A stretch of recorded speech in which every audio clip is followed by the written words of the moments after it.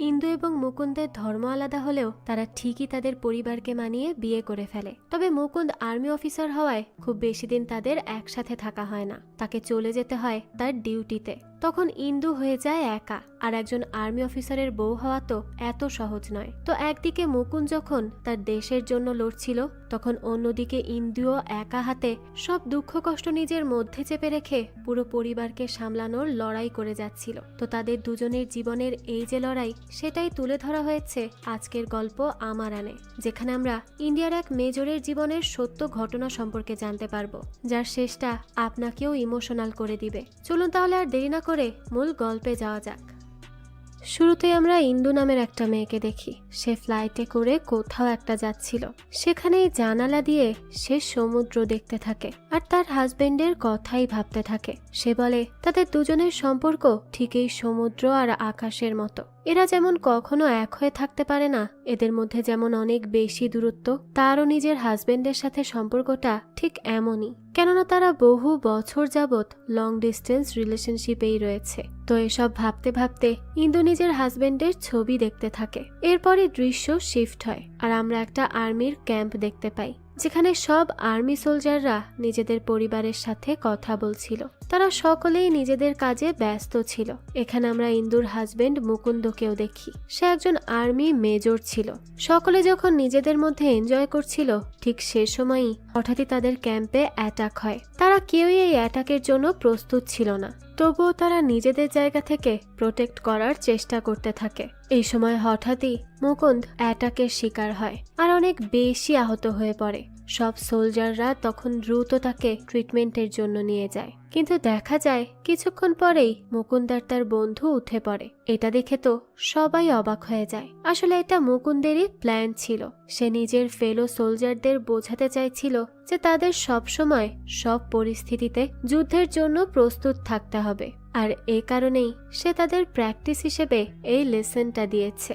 সে সকলকে নিজেদের ভুলগুলো বোঝাতে থাকে, সেই সাথে এটাও বলে তাদের সবসময় একটা স্ট্রং টিম হিসেবে কাজ করতে হবে, আর যে কোনো মূল্যে টেররিস্টদের দমন করতেই হবে। এটাই তাদের একমাত্র উদ্দেশ্য।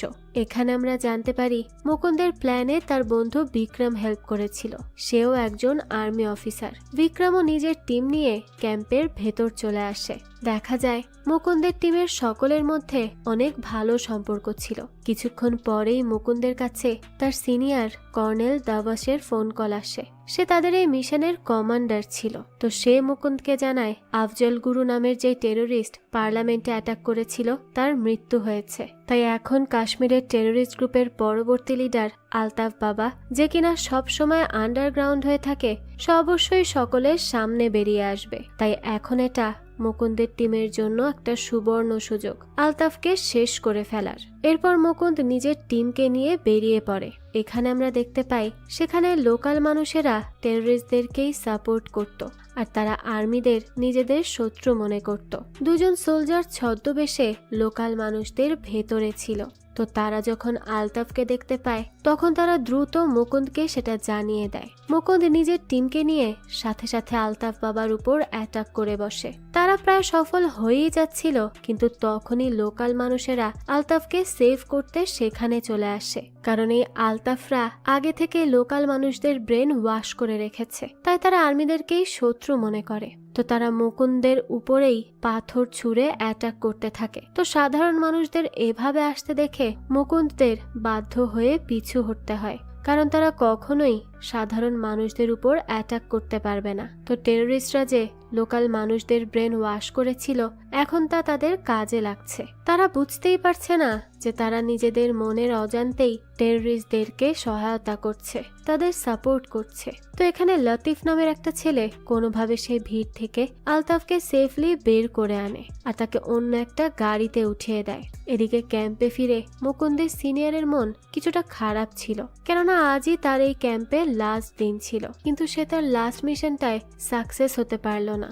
সে মুকুন্দকে বলে তারপরে মুকুন্দই এই ক্যাম্পের কমান্ডার হবে। সে আশা করছে মুকুন্দ অবশ্যই তার রেখে যাওয়া এই ইনকমপ্লিট মিশনটায় সাকসেসফুল হবে। মুকুন্দ তাকে আশ্বস্ত করে।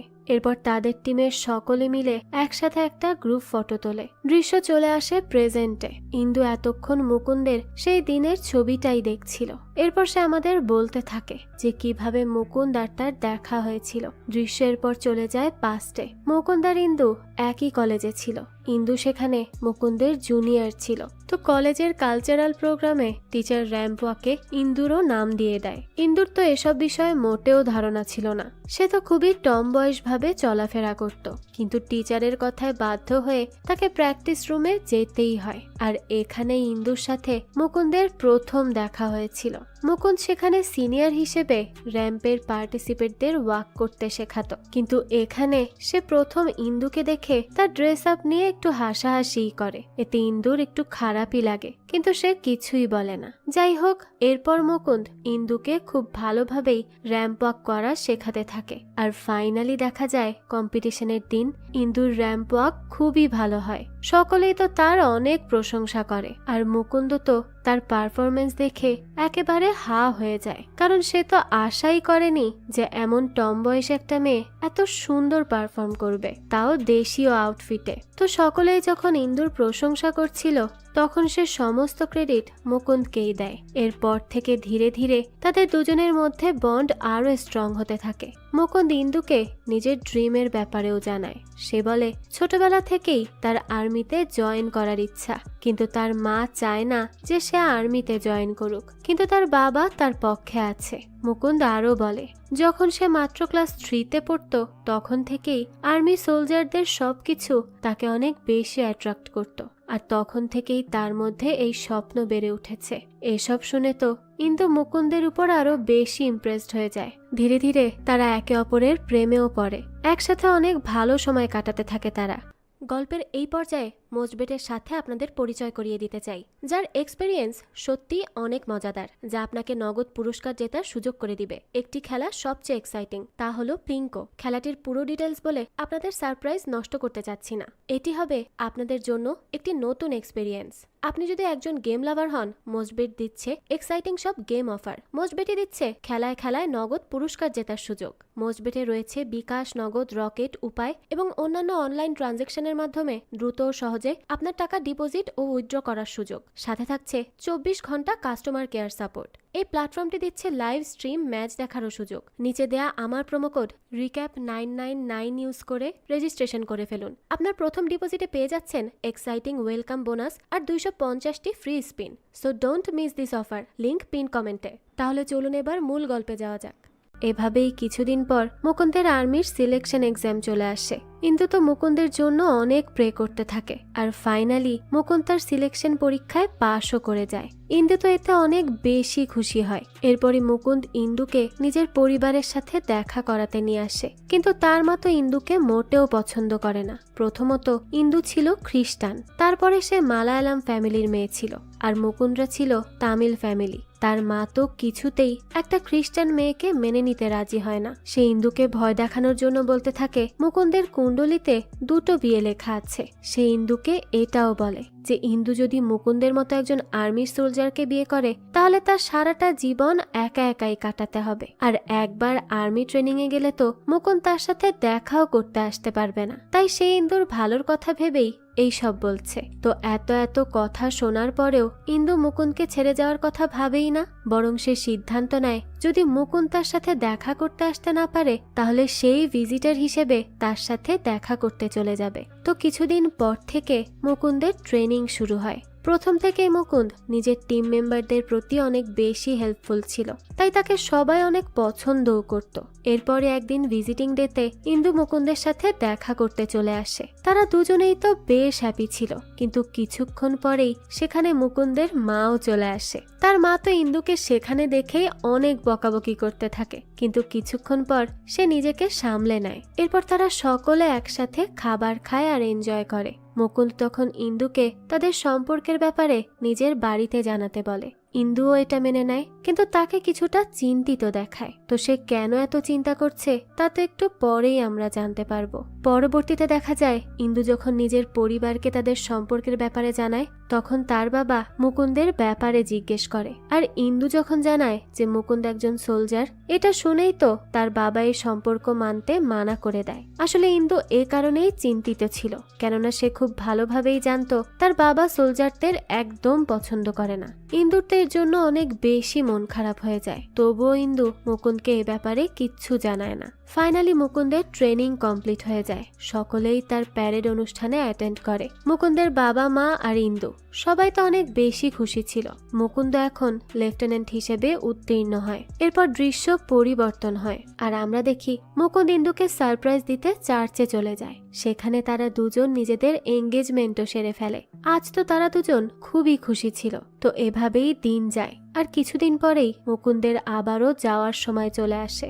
এবার তার ডিউটি পড়েছিল ইন্ডিয়া পাকিস্তানের কাশ্মীর বর্ডারে। সকলেই মুকুন্দের জন্য এই নিয়ে বেশ চিন্তিত ছিল, কারণ জায়গাটা অনেক বেশি রিস্কি। তো মুকুন্দ ইন্দুকে বলে যেহেতু এখন ইন্দুর স্টাডি কমপ্লিট হয়ে গেছে আর সে চেন্নাইতেই জব করার ডিসিশন নিয়েছে, তাই সে চাইলেই মুকুন্দের বাড়িতে থাকতে পারে। কিন্তু ইন্দু জানায় সে হোস্টেলেই থাকবে, এখনই সে সেখানে গিয়ে থাকতে চাচ্ছে না। এরপরে ইন্দু মুকুন্দকে নিজের একটা ছবি দেয় আর বলে মুকুন্দ যেন এটা সবসময় তার ওয়ালেটে রেখে দেয়। মুকুন্দ ইন্দুর কথা মেনে নিয়ে ছবিটা তার ওয়ালেটে রাখে। তো মুকুন্দের চলে যাওয়ার সময় সবাই অনেক বেশি ইমোশনাল হয়ে পড়ে আর ইন্দু বলতে থাকে এই দিন থেকেই তাদের মধ্যে লং ডিস্টেন্স রিলেশনশিপ শুরু হয়েছিল। পরের দৃশ্যে আমরা ইন্ডিয়া পাকিস্তানের কাশ্মীর বর্ডার দেখতে পাই। মুকুন্দের বর্ডারে নাইট ডিউটি ছিল, তো সে তার সাথীদের সাথে কানেক্টেড থাকার জন্য কিছুক্ষণ পরপরই হুইসেল বাজাচ্ছিল, যাতে তারা এই হুইসেলের শব্দ শুনে বুঝতে পারে অন্যজন সেফ আছে। কিন্তু কিছুক্ষণ পরই দেখা যায় মুকুন্দ আর তার সঙ্গীর কোনো রেসপন্স পায় না।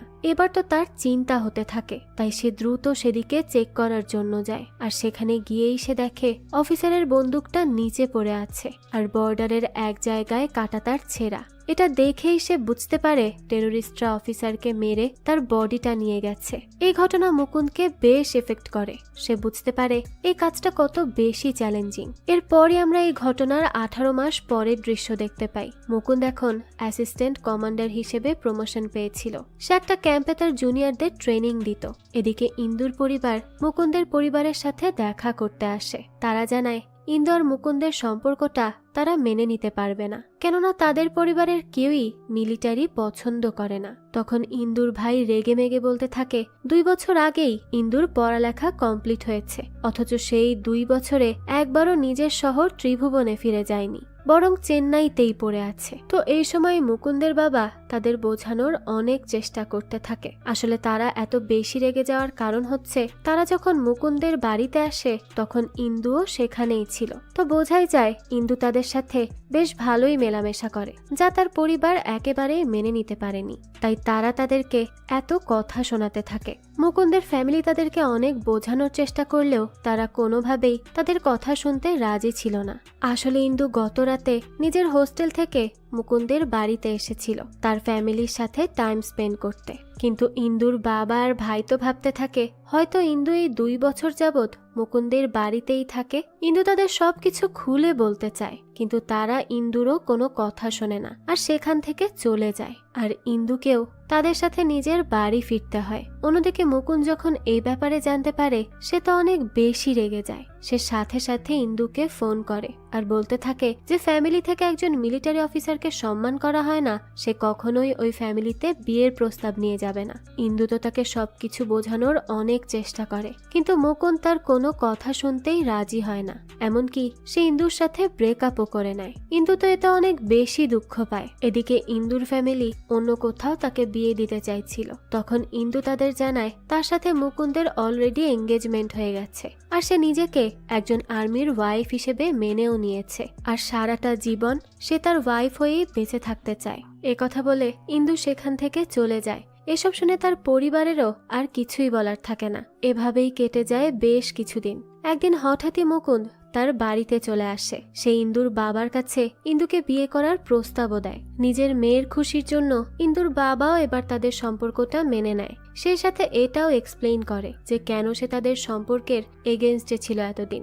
সে বলে একজন মিলিটারি কখনোই নিজের পরিবারকে সময় দিতে পারে না। তার পরিবার সারা জীবন তার কমতি অনুভব করে, এমনকি তাদের জীবনটাও অনিশ্চিত। তাই সে চায়নি ইন্দুর জীবনটাও এমন হোক। এ কারণেই সে এতদিন ধরে মানা করে এসেছে। মুকুন্দ তখন বলে ইন্দু তাকে ছাড়াও কখনো ভালো থাকতে পারবে না, আর প্রত্যেকের জীবনই তো অনিশ্চিত। তাই এসব চিন্তা করে নিজেদের বর্তমানের জীবনটাকে কখনোই নষ্ট করা উচিত না। ইন্দুর পরিবারও এবার বিষয়টা বুঝে গিয়েছিল, তাই তারা সবাই বিয়েতে রাজি হয়ে যায়। ইন্দু তো অনেক বেশি ইমোশনাল হয়ে যায়। মুকুন্দ তখন ইন্দুর কাছে ফিরে এসেছিল, কেননা সেও নিজের ভুলটা বুঝতে পেরেছিল। এর কিছুদিন পরই দেখা যায় খুব ধুমধাম করে তাদের দুজনের বিয়েটা হয়। সকলেই আজ অনেক বেশি হ্যাপি ছিল। এর মধ্যেই মুকুন্দের আরো একটা প্রমোশন হয়, আর সে ক্যাপ্টেন পদ লাভ করে। ইন্দু আর মুকুন্দের দিনগুলো অনেক বেশি ভালো কাটছিল। এর মধ্যেই সে কনসিভ করে, আর কিছুদিন পরই তাদের খুব সুন্দর একটা মেয়ে হয়। কিন্তু এর পরই দেখা যায় মুকুন্দকে ইসরায়েল লেবাননের বর্ডারে চলে যেতে হয় তার নেক্সট মিশনের জন্য। ফাইনালি 2012 সালে মুকুন্দ নিজের মিশন থেকে মেজর মুকুন্দ হিসেবে প্রমোশন পেয়ে ফিরে আসে। কিন্তু সে নিজের ফ্যামিলির সাথে বেশিক্ষণ সময় কাটাতে পারে না। তাকে এয়ারপোর্ট থেকেই তার নেক্সট মিশনে চলে যেতে হয়, যেটা ছিল কাশ্মীরের একটা ক্যাম্পে। আর টেরোরিস্টদের দমন করা এবং লোকাল মানুষদের সাথে ভালো সম্পর্ক তৈরি করাই ছিল এই মিশনের মূল লক্ষ্য। আর এই মিশনটাই মুকুন্দ কর্নেল দামাসের আন্ডারে পরিচালনা করতে যাচ্ছিল, যেটা আমরা গল্পের শুরুতে দেখেছি। এখানেই মুকুন্দের সাথে অফিসার রবি, অফিসার বিক্রম এই সকলের দেখা হয়। প্রথমে তো মুকুন্দকে তার মেজর ব্যাচ পড়ানো হয়। এরপর কর্নেল দামাস তাদের সকলের সাথে এই মিশনের সব ইনফরমেশন নিয়ে মিটিং করে। এখানে মুকুন্দ আলতাফ বাবার ব্যাপারেও জানতে পারে। আলতাফের টার্গেট ছিল ইন্ডিয়ান আর্মিদের ধ্বংস করে দেয়া। এ কারণেই সে নিজের লোকেদের দিয়ে বিভিন্ন আর্মি ক্যাম্পের উপর অ্যাটাক করত। তারা কাশ্মীরকে ইন্ডিয়ার থেকে আলাদা করতে চাইত, স্বাধীন দেশ হিসেবে ঘোষণা করতে চাইত। এমনকি তারা লোকাল মানুষদেরও আর্মিদের বিরুদ্ধে করে দিয়েছিল। এসব কারণেই কর্নেল দামাস মুকুন্দের জানায় যে তাদের অবশ্যই সবকিছু খুবই স্মার্টলি ডিল করতে হবে, আর এখানকার সিভিলিয়ানদের সাথে একটা ভালো বন্ডিং তৈরি করার চেষ্টা করতে হবে, যাতে তারা এই টেরোরিস্টদের চালে ফেসে না যায়। আর যেভাবেই হোক আলতাফকে তাদের ধরতে হবে। এটাই ছিল তাদের মিশনের মূল লক্ষ্য। তো মিটিং শেষে মুকুন্দ নিজের টিমের সাথে দেখা করে। সে তাদের বলে তাদের এখন একটাই টার্গেট, আলতাফকে শেষ করে ফেলা। আর এ কারণে তাদের সবাইকে একসাথে কাজ করতে হবে। সকলেই মুকুন্দের কমান্ড মেনে নেয়। এখানে মুকুন্দের সাথে ওয়াহিদ আর সাইফুদ্দিন নামের দুজন সোলজারেরও পরিচয় হয়, যারা কিনা কাশ্মীরেরই বাসিন্দা ছিল। তারা মুকুন্দকে পুরো কাশ্মীর ঘুরে দেখায়, সেই সাথে কাশ্মীরের বিভিন্ন সমস্যার ব্যাপারেও জানায়। তারা জানায় এখানকার লোকাল মানুষেরা টেরোরিজম মেনে নিতে বাধ্য হয়। এমনকি অনেক পরিবার থেকে তো তাদের সন্তানদের জোর করে টেরোরিস্ট গ্রুপে জয়েন করার জন্য নিয়ে যাওয়া হয়। ওয়াহিদ আর সাইফুদ্দিন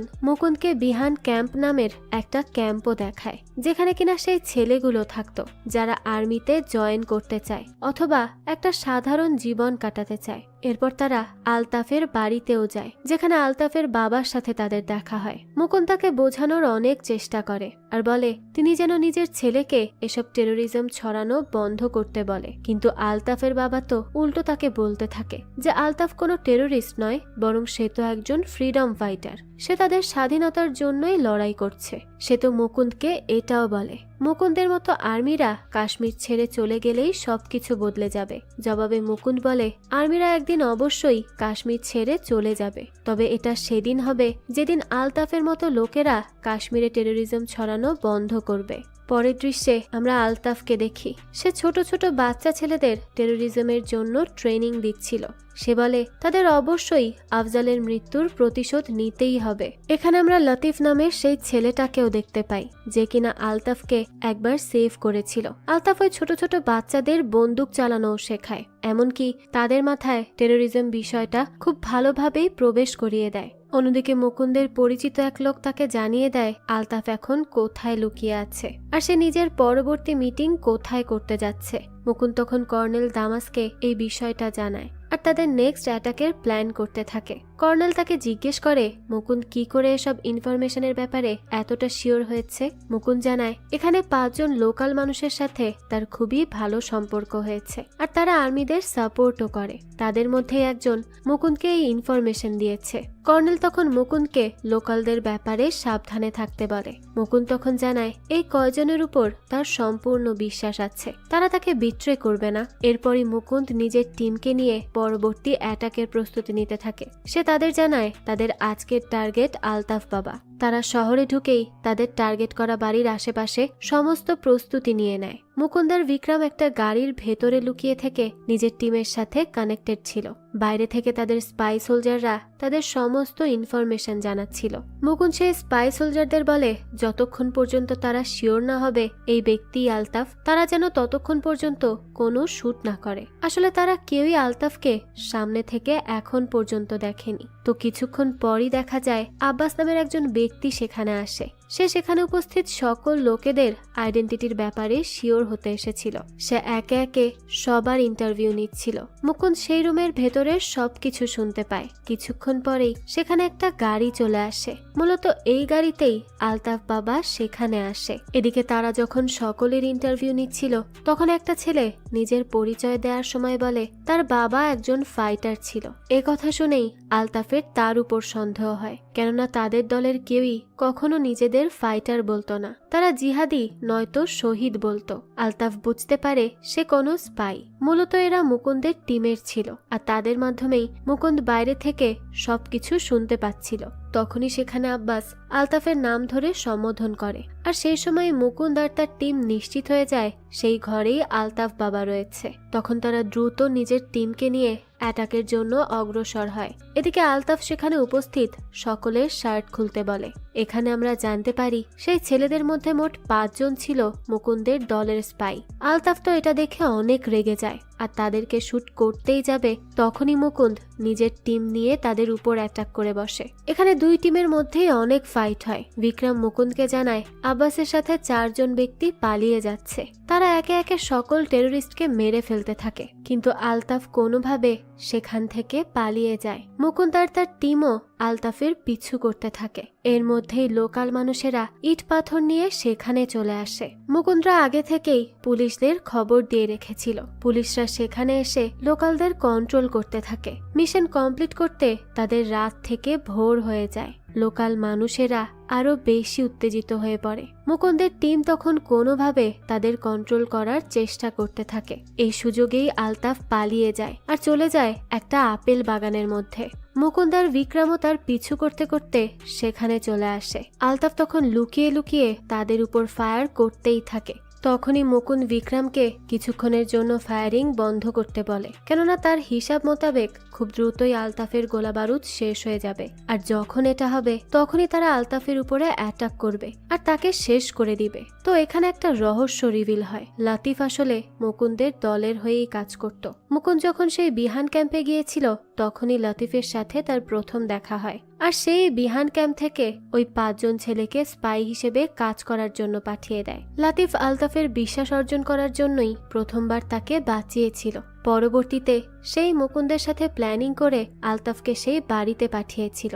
ফাইনালি আলতাফের গান থেকে সব গুলি শেষ হয়ে যায়। এদিকে লোকাল মানুষদের কোনোভাবেই আটকানো যাচ্ছিল না। মুকুন্দের টিম মেম্বাররা তাকে এটা জানানোর পর মুকুন্দ দ্রুত বিক্রমকেও সেখানে পাঠিয়ে দেয় লোকালদের আটকানোর জন্য। অন্যদিকে গুলি শেষ হয়ে যাওয়ায় আলতাফকে বাধ্য হয়ে সেই ডাঙ্কার থেকে বেরিয়ে আসতে হয়, আর তখনই মুকুন্দ তার উপর অ্যাটাক করে। ফাইনালি সে আলতাফকে শেষ করে ফেলে। এরপর সে এটা কর্নেল দামাসকেও জানিয়ে দেয়। কর্নেল দামাস তো এটা জানতে পেরে অনেক বেশি ইমপ্রেস হয়। তারা এই মেমোরিকে ধরে রাখার জন্য একসাথে একটা ছবিও তোলে। দৃশ্য চলে আসে বর্তমানে। ইন্দু মুকুন্দের সেই সাকসেস মিশনের ছবিটাই দেখছিল। এখানে আমরা মুকুন্দের মেয়েকেও দেখতে পাই। সে এখন বেশ বড় হয়ে গিয়েছিল। সে নিজের বাবাকে অনেক বেশি ভালোবাসতো। তো ইন্দু আবারও আমাদেরকে মুকুন্দের স্টোরি বলতে শুরু করে। মুকুন্দ এই সাকসেসের ক্রেডিট নিজের পুরো টিমকে দেয়। এখানে কর্নেল মুকুন্দকে বলে মুকুন্দ নিঃসন্দেহে একজন সাহসী অফিসার, সেই সাথে সে একজন গ্রেট লিডারও। সে আরো বলে সে প্রায় 14 বছর যাবৎ কাশ্মীরের দায়িত্বে রয়েছে, কিন্তু কখনোই মুকুন্দের মতো এত ভালো প্ল্যানিং আর স্ট্র্যাটেজি নিয়ে কোনো মিশন কমপ্লিট হতে দেখেনি। সকলেই অনেক বেশি হ্যাপি ছিল আজ। তার পুরো টিমকে এই মিশনের জন্য পুরস্কৃত করা হয়। অন্যদিকে কাশ্মীরের লোকাল লোকেরা আলতাফের মৃত্যুর জন্য অনেক বেশি স্যাড ছিল। আলতাফের বডি সেখানে নিয়ে আসা হয়। হাজার হাজার মানুষ তাকে দেখতে ভিড় করে। তারা বলতে থাকে যে করেই হোক তাদের স্বাধীনতা আনতেই হবে। এর মধ্যেই সেখানে আসিফ ওয়ানি নামের অন্য একজন টেরোরিস্ট চলে আসে। সেই ছিল টেরোরিস্ট গ্রুপের পরবর্তী লিডার। সে সবার মাঝে এসে আজাদি স্লোগান দিতে থাকে। ওদিকে মুকুন্দ তার টিম মেম্বার ওয়াহিদকে নিয়ে লাতিফের সাথে দেখা করতে চলে যায়। সে তাদের পুরস্কারের টাকাটা লাতিফকে দেয়, কিন্তু লাতিফ সেটা নেয় না। বরং সে বলে সে টাকার জন্য এসব করেনি। আলতাফের কারণে তার ছোট ভাই এই টেরোরিজমের সাথে জড়িয়ে গিয়েছিল। সে অনেক বেশি ট্যালেন্টেড ছিল, কিন্তু এই টেরোরিজম তার জীবন কেড়ে নিয়েছে। এ কারণেই সে সবসময় আলতাফের মতো টেরোরিস্টদের বিরুদ্ধে লড়াই করতে চেয়েছে। এরপর লাতিফ সেই টেরোরিস্টদের অ্যাক্টিভিটিসের ব্যাপারে সবকিছু মুকুন্দেরকে জানায়। সে বলে টেরোরিস্ট ক্যাম্পে তারা ছোট ছোট বাচ্চাদেরকে নির্মমভাবে এসব হত্যাকাণ্ড শেখায়। এখানে সে তাদের আসিফ ওয়ানির ব্যাপারেও জানায়। মুকুন্দ জিজ্ঞেস করে আসিফ ওয়ানি দেখতে কেমন? লাতিফ জানায় সে সবসময় তার ফেস কাপড় দিয়ে ঢেকে রাখে, তাই লাতিফ কখনো তার ফেস দেখতে পারেনি। তো রাতে মুকুন্দ নিজের পরিবারের সাথে ভিডিও কলে কথা বলে। সে তাদের বলে তারা যেন চেন্নাইয়ে বড় কোনো একটা অ্যাপার্টমেন্ট কিনে নেয়, তাহলে তারা সবাই একসাথে ভালোভাবে থাকতে পারবে। মুকুন্দ ইন্দুকে জানায় সে খুব দ্রুতই ছুটিতে বাড়ি আসবে। ইন্দু তো এটা শুনে অনেক বেশি খুশি হয়ে যায়। অন্যদিকে আমরা আসিফ ওয়ানিকে তার দলের লোকেদের নিয়ে লাতিফের বাড়িতে আসতে দেখি। মূলত সে আলতাফের ঘটনার জন্য লাতিফকেই সন্দেহ করছিল। সে বুঝতে পেরেছিল লাতিফি আর্মিদের আলতাফের ইনফরমেশন জানিয়ে দিয়েছিল, তাই সে লাতিফকে টর্চার করে জিজ্ঞেস করতে থাকে আলতাফকে কোন আর্মি অফিসার মেরেছে। লাতিফ তার প্রাণের ভয়ে জানিয়েই দেয় যে মেজর মুকুন্দ আর সিপাহী ওয়াহিদ আলতাফকে মেরেছে। এটা জানার পরেই আসিফ ওয়ানি খুব নির্মমভাবে লাতিফকে মেরে ফেলে। এরপরই তার মৃতদেহ একটা ব্রিজের নিচে ঝুলিয়ে রাখে, যাতে লোকাল মানুষেরা এটা দেখে ভয় পেয়ে যায় আর কখনোই টেরোরিস্টদের এগেইনস্টে যাওয়ার সাহস করে উঠতে না পারে। এদিকে মুকুন্দ যখন লাতিফের ব্যাপারে জানতে পারে, তখন সে তার ফিউনারেল অ্যাটেন্ড করার সিদ্ধান্ত নেয়। মুকুন্দ আর তার টিম যখন সেখান থেকে ফিরছিল, তখনই তাদের উপর টেরোরিস্টদের অ্যাটাক হয়। মুকুন্দরা ডিফেন্স করতে শুরু করে দেয়, কিন্তু যেহেতু তারা টেরোরিস্টদের থেকে সংখ্যায় অনেক কম ছিল, তাই ডিফেন্স করা তাদের জন্য অনেক বেশি কঠিন হয়ে যাচ্ছিল। এখানে মুকুন্দের টিমের দুজন সোলজার অলরেডি মারা যায়। এখানে আসার আগেই মুকুন্দ ইন্টারনেটে আলতাফের ফিউনারেলের আর্টিকেল দেখেছিল, আর সেখান থেকেই সে আসিফ ওয়ানিকেও চিহ্নিত করে নিয়েছিল। তো ফাইট করার সময় মুকুন্দ আসিফ ওয়ানিকে সেখানে দেখতে পায়। সে তো তাকে দেখার সাথে সাথেই চিনে ফেলে। আসিফ নিজের টিমকে বোম ছোড়ার নির্দেশ দেয়। বোমের আঘাতে মুকুন্দের টিমের এক সোলজার গুরুতর আহত হয়। বাকিরা তাকে সেখান থেকে কোনোভাবে টেনে নিয়ে আসে। মুকুন্দ ফাইট করতে করতে সামনে এগিয়ে যায়। এর মধ্যেই আসিফ নিজের দলবল নিয়ে সেখান থেকে পালিয়ে যায়। মুকুন্দ যখন নিজের সোলজারদের এই অবস্থা দেখে, তখন সে অনেক বেশি ভেঙে পড়ে। সোলজারদের পরিপূর্ণ শহীদের মর্যাদা দিয়ে এরপর দাফন করা হয়। মুকুন্দ তখন কর্নেলকে জানায় সে আসিফকে শুট করতে দেখেছে। তাদের নেক্সট টার্গেট আসিফকে শেষ করে ফেলা। কর্নেলও এখন তার সাথে একমত হয়। অন্যদিকে মুকুন্দের টিমের সোলজার ওয়াহিদ, যে কিনা কাশ্মীরেরই বাসিন্দা ছিল, তাকে আসিফের দলের লোকেরা উঠিয়ে নিয়ে যায়। আসিফ তাকে টর্চার করে আলতাফের মৃত্যুর ব্যাপারে জিজ্ঞেস করতে থাকে। ওয়াহিদ বলে সেই ওই মিশনের লিড দিয়েছিল। মুকুন্দ যখন এ ব্যাপারে জানতে পারে, তখন সে যে কোনো মূল্যে ওয়াহিদকে উদ্ধার করতে যেতে চায়। কিন্তু তাদের সিনিয়র অফিসার কর্নেলকে ফোন করে জানায় এখন তাদের সেখানে যাওয়া মোটেও সেফ হবে না, তাই তারাই মিশনের জন্য পারমিশন দেয় না। কিন্তু মুকুন্দ কিছুতেই নিজের টিমকে বিপদে দেখতে পারছিল না। কর্নেল তখন তাকে বলে ওয়াহিদ একজন ব্রেভ সোলজার, সে জানে পরবর্তীতে তার সাথে কি হতে পারে। কথা শুনে মুকুন্দ বলতে থাকে সে নিজের টিম মেম্বারের কিছুই হতে দিবে না। ওয়াহিদ কাশ্মীরের যেখানেই থাকুক না কেন, সে আর তার টিম অবশ্যই ওয়াহিদকে উদ্ধার করে নিয়ে আসবে। কথা বলেই মুকুন্দ সেখান থেকে বেরিয়ে যায়। এদিকে রাউফ নামের এক ব্যক্তি আসিফকে ফোন করে আর জানায় তাদের অর্গানাইজেশন থেকে আলতাফের মৃত্যুর মিশন পরিচালনা করা সেই 8 জন সোলজারের প্রত্যেকের মৃত্যুর বিনিময়ে 2 লক্ষ টাকা পুরস্কার ঘোষণা করা হয়েছে। তো এরপরে আসিফ বর্ডার পেরিয়ে তাদের সাথে দেখা করতে যাওয়ার সিদ্ধান্ত নেয়। বিক্রম তখন আসিফকে অন্ধভাবে সাপোর্ট করা লোকাল কিছু লোকেদের উঠিয়ে এনেছিল। বিক্রম তাদের আসিফের ব্যাপারে জিজ্ঞাসাবাদ করতে থাকে, কিন্তু কেউই কিচ্ছু বলতে রাজি ছিল না, বরং তারা তো আজাদি স্লোগান দিতে থাকে। এর মধ্যে একজন সোলজার মুকুন্দকে জানায় কেউ একজন তার সাথে দেখা করতে এসেছে। মুকুন্দ পাশের রুমে গেলে একজন বৃদ্ধকে দেখতে পায়। আসলে সেই ব্যক্তিই ছিল আসিফ ওয়ানির বাবা। সে চাইতো না তার ছেলে কোনো টেরোরিস্ট হোক। সে জানায় আগামীকাল সকাল 10টায় ওয়াহিদের গ্রামের সকলের সামনে একটা ছোট্ট ছেলেকে দিয়ে তাকে মেরে ফেলার প্ল্যান করা হয়েছে, যাতে এই নির্মমতা দেখে কেউই কখনো আর কাশ্মীর থেকে আর্মিতে জয়েন করার দুঃসাহস না করে। সে এটাও জানায় যদি তারা কোনোভাবে আর্মিদের সেখানে যাওয়ার ব্যাপারে জানতে পারে তাহলে হয়তো ওয়াহিদকে আগেই মেরে ফেলবে। এসব শুনে বিক্রম বলে গ্রাম তো অনেক বেশি ভয়ানক, কেননা সেখান থেকেই সব থেকে বেশি টেরোরিস্ট তৈরি হয়ে থাকে। আসিফ ওয়ানির বাবা কাঁদতে কাঁদতে বলে তারা যেন সেই ছোট্ট বাচ্চা ছেলেটাকে এই বর্বরতা করা থেকে বাঁচিয়ে নেয়। পরদিন নির্ধারিত সময়ে ওয়াহিদকে সকলের সামনে আনা হয়। লোকাল মানুষেরা সবাই সেখানে ভিড় করে। সেই ভিড়ের মধ্যেই আমরা মুকুন্দ আর বিক্রমকেও দেখতে পাই। এক টেরোরিস্ট বলতে থাকে ওয়াহিদের শাস্তি সবার জন্য শিক্ষা। তাকে দেখে ফিউচার জেনারেশনের কেউই আর কখনো আর্মিতে যাওয়ার সিদ্ধান্ত নেবে না। এরপর সে এত ছোট ছেলেকে স্টেজে নিয়ে আসে ওয়াহিদকে মেরে ফেলার জন্য।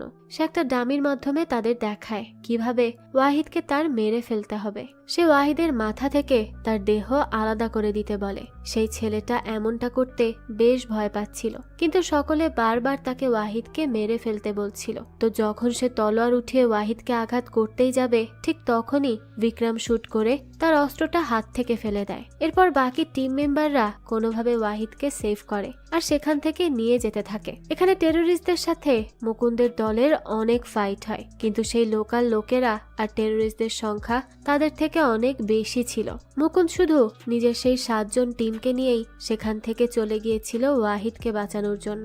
তো এরপর সে আর কোনো উপায় না পেয়ে ওয়াহিদকে নিজের কাঁধে উঠিয়ে আসতে থাকে, আর বাকিরা কোনোভাবে তাদের প্রোটেকশন দিয়ে সিভিলিয়ান টেরোরিস্টদের সাথে ফাইট করতে থাকে। তো যখন তারা অনেক বেশি রিস্কের মধ্যে পড়ে যায়, ঠিক তখনই কর্নেল পুরো আর্মি ব্যাটালিয়ন টিম নিয়ে সেখানে চলে আসে। সে তাদের 8 জনকে সেভ করে নেয়, সেই সাথে ওয়াহিদকেও গাড়িতে উঠিয়ে নিয়ে সেখান থেকে চলে যায়। ফাইনালি তারা ওয়াহিদকে বাঁচাতে সক্ষম হয়। এরপরে আর্মি হসপিটালে ওয়াহিদের ট্রিটমেন্ট শুরু হয়। মুকুন্দ যখন তাকে দেখার জন্য যায় তখন ওয়াহিদ বলে সে 1 মিনিটের জন্যও ভয় পায়নি। সে শহীদ হয়ে গেলেও তার কোনো দুঃখ ছিল না। ওয়াহিদের মা মুকুন্দের কাছে অনেক কৃতজ্ঞতা প্রকাশ করতে থাকে। এদিকে কর্নেলের কমান্ডিং অফিসার তাকে ফোন করে একটা অ্যাপোলজি লেটার পাঠাতে বলে, কেননা সে তার কমান্ড না মেনে সিভিলিয়ানদের উপরে অ্যাটাক করেছিল। কর্নেল তখন মুকুন্দকে অ্যাপোলজি লেটার লিখতে বলে। সে এটাও বলে কারণ যেটাই হোক না কেন রুলস ইজ রুলস, তাই তাদের অ্যাপোলজি লেটার লিখতেই হবে। সেই সাথে সে মুকুন্দ আর তার টিমকে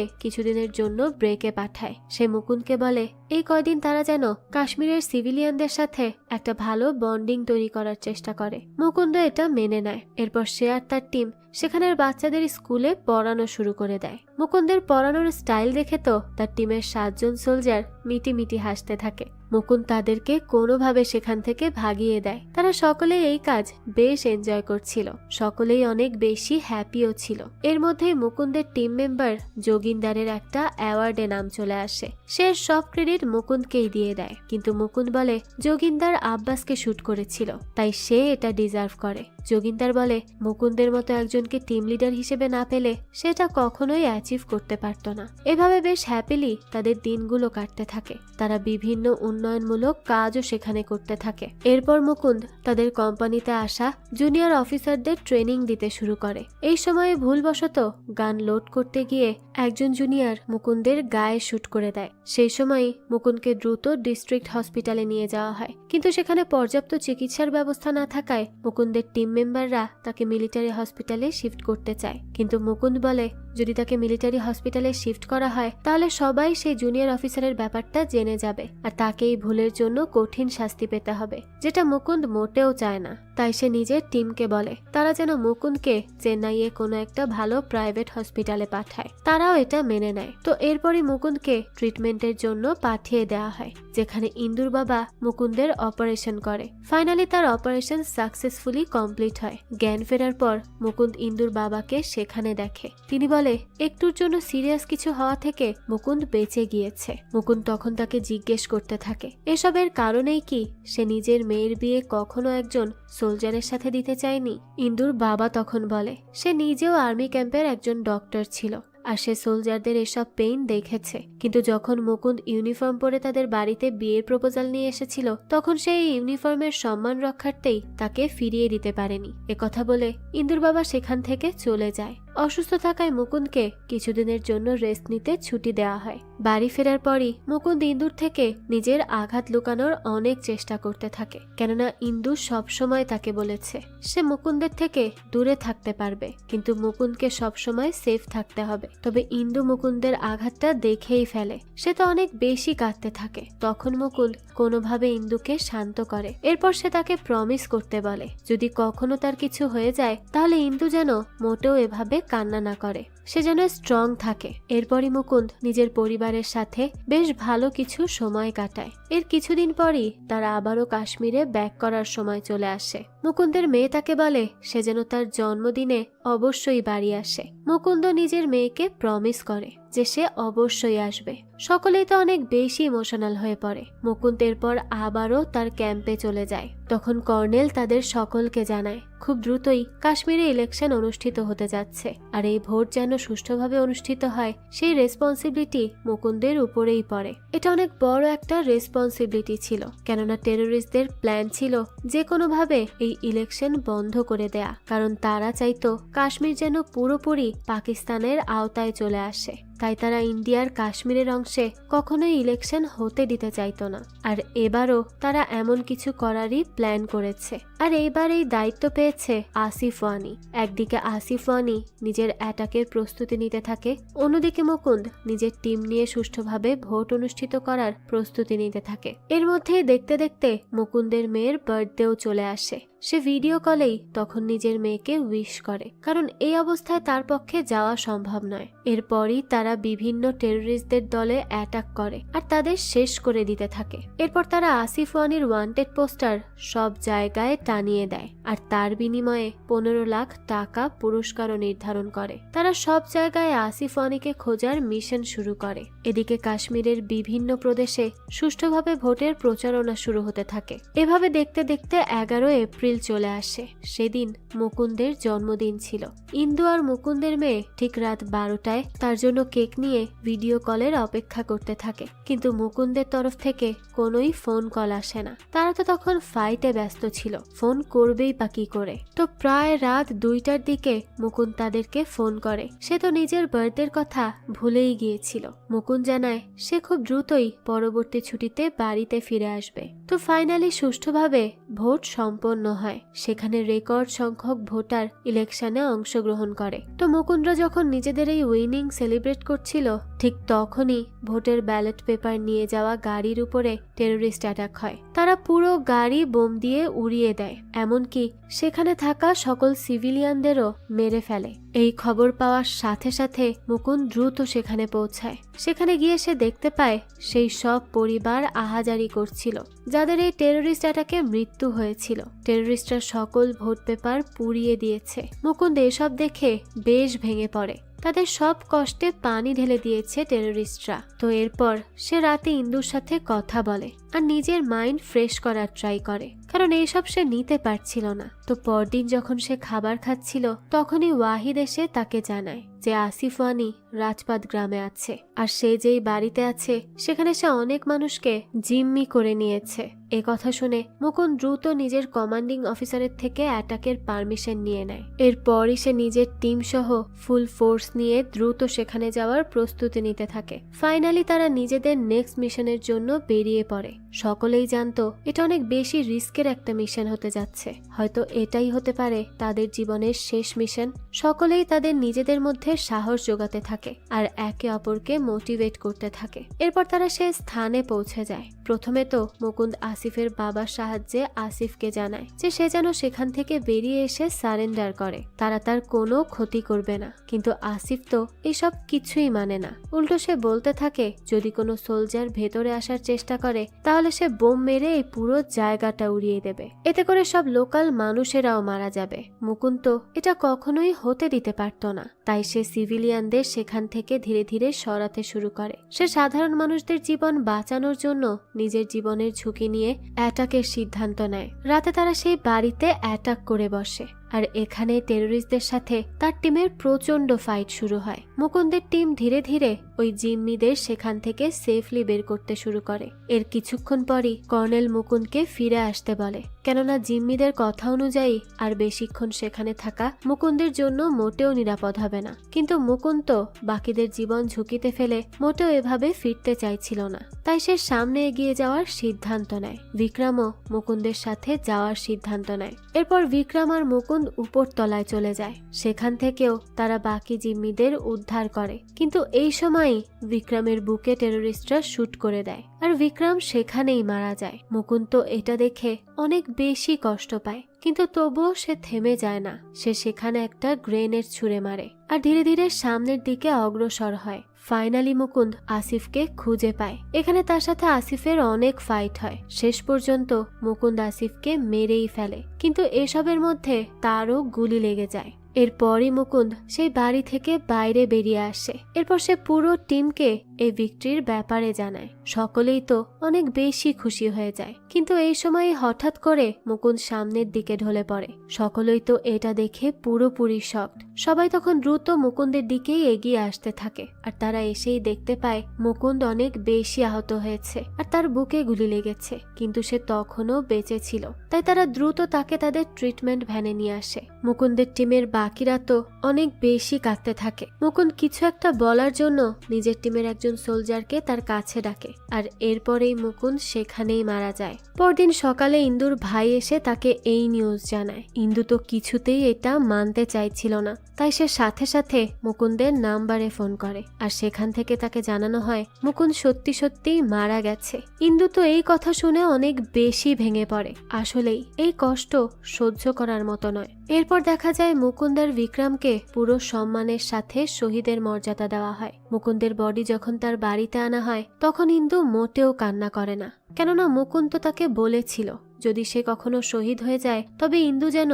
মোটেও কান্না না করে, বরং সে যেন তার প্রতি প্রাউড ফিল করে। এমনকি তার ফিউনারেলের সময়েও ইন্দু অনেক বেশি স্ট্রং থাকে। সেই সোলজার ইন্দুকে বলে মেজর মুকুন্দ মারা যাওয়ার আগে তাকে বলে গিয়েছিলেন সে যেন ইন্দুকে জানিয়ে দেয় মুকুন্দ ইন্দুকে অনেক বেশি ভালোবাসে। দৃশ্য চলে আসে বর্তমানে। ইন্দু মুকুন্দের পরিবারের সাথে প্রেসিডেন্টের কার্যালয়ে যাচ্ছিল, কেননা আজ মুকুন্দকে মরণোত্তর আমারান পুরস্কার দেওয়া হবে। ফাইনালি ইন্দু মুকুন্দের পুরস্কার গ্রহণ করে। সেখানে মুকুন্দের একটা স্ট্যাচুও প্রতিষ্ঠিত করা হয়। মারা গিয়েও এভাবেই মুকুন্দ অমর হয়ে সকলের মাঝে বেঁচে থাকে। আর এখানেই এই গল্পটাও শেষ হয়ে যায়। সবশেষে আমাদেরকে আসল মুকুন্দ এবং তার পরিবারের ছবিও দেখানো হয়। তো এই সাহসী আর্মি অফিসারের জীবনের কাহিনী আপনাদের কাছে কেমন লেগেছে সেটা অবশ্যই আমাদেরকে কমেন্ট করে জানাবেন। যদি এতটুকু ভালো লেগে থাকে তাহলে অবশ্যই একটা লাইক দিয়ে যাবেন।